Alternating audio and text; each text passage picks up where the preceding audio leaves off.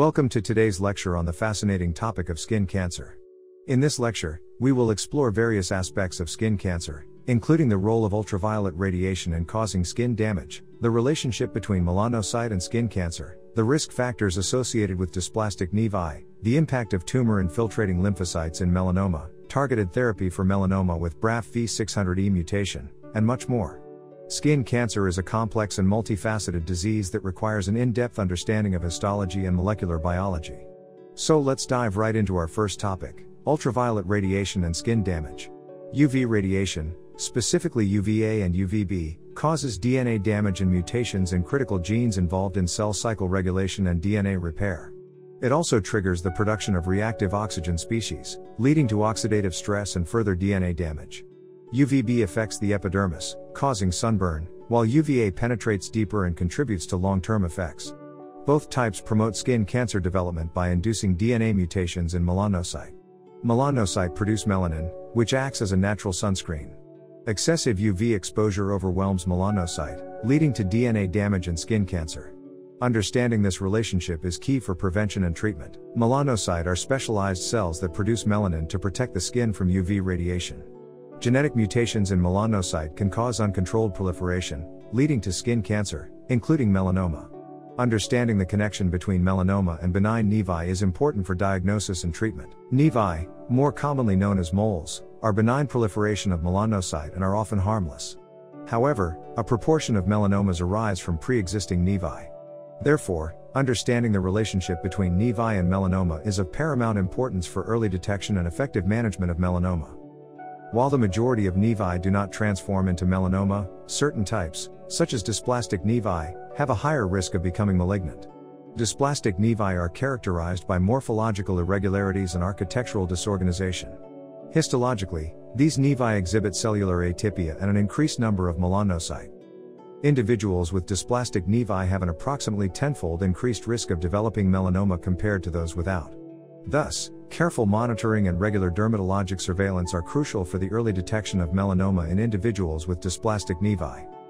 In our next topic, we will delve deeper into the risk of malignant transformation associated with dysplastic nevi. Dysplastic nevi, or atypical moles, have abnormal melanocyte indicating a higher risk for melanoma. They exhibit architectural and cytological atypia, often having enlarged nuclei and increased mitotic activity. Genetic alterations, including TP53 mutations, contribute to their progression. Dysplastic nevi necessitate increased surveillance for early detection. In the 5 tumor-infiltrating lymphocytes in melanoma section, we will explore how the immune system recognizes and fights melanoma cells. Tumor-infiltrating lymphocytes, TILs, are key players in this process, associated with better survival and response to immunotherapy. Immunotherapies that block inhibitory signals have transformed melanoma treatment. Melanoma, a type of skin cancer, can be caused by genetic alterations, such as the BRAF V600E mutation. This mutation leads to uncontrolled cell growth and survival. Targeted therapies like vemurafenib and trametinib have been developed to treat BRAF mutant melanoma, but resistance can develop. Combining targeted therapies with immunotherapy shows promise in improving patient outcomes. Sentinel lymph node biopsy, SLNB, is a minimally invasive procedure that helps determine if melanoma cells have spread to the regional lymph nodes. It involves injecting tracers to identify the first node in the drainage pathway from the primary tumor.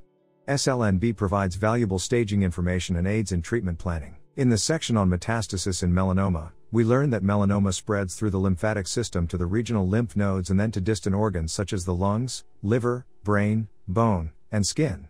The brain is a common site of metastasis.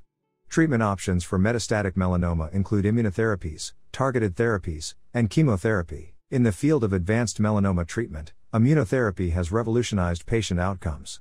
Immune checkpoint inhibitors, such as PD-1 inhibitors, have shown remarkable efficacy, and combination therapies have further enhanced response rates. Other strategies like adoptive cell therapy and cancer vaccines are also being explored. Immunotherapy offers new hope and improved outcomes for melanoma patients. The microenvironment surrounding cancer cells, including immune cells, fibroblasts, and blood vessels, influences skin cancer progression. Inflammatory cells and fibroblasts play a role, and angiogenesis supports tumor growth. Targeting the microenvironment can improve treatment outcomes. Next, we will discuss non-cutaneous manifestations of melanoma. Melanoma can occur in non-cutaneous sites such as the eye and mucosal surfaces. Ocular melanoma is the most common intraocular malignancy, while mucosal melanoma often presents at later stages and has a worse prognosis. Multidisciplinary management and treatment options depend on the location and stage of the disease. Molecular biomarkers are important in predicting the prognosis and guiding treatment decisions for skin cancer. Mutations in the BRAF gene, NS mutations, TP53 alterations, and protein expression of cell cycle regulators can all aid in determining prognosis and treatment strategies. Immune-related biomarkers, such as PD-L1 expression, also have predictive value. The integration of molecular biomarkers with traditional factors can improve patient outcomes.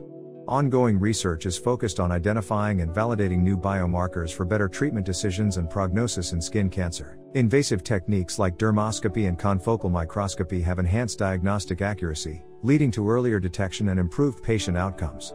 Overall, a multidisciplinary approach that combines prevention, early detection, and personalized treatment strategies is essential in our fight against melanoma and skin cancer.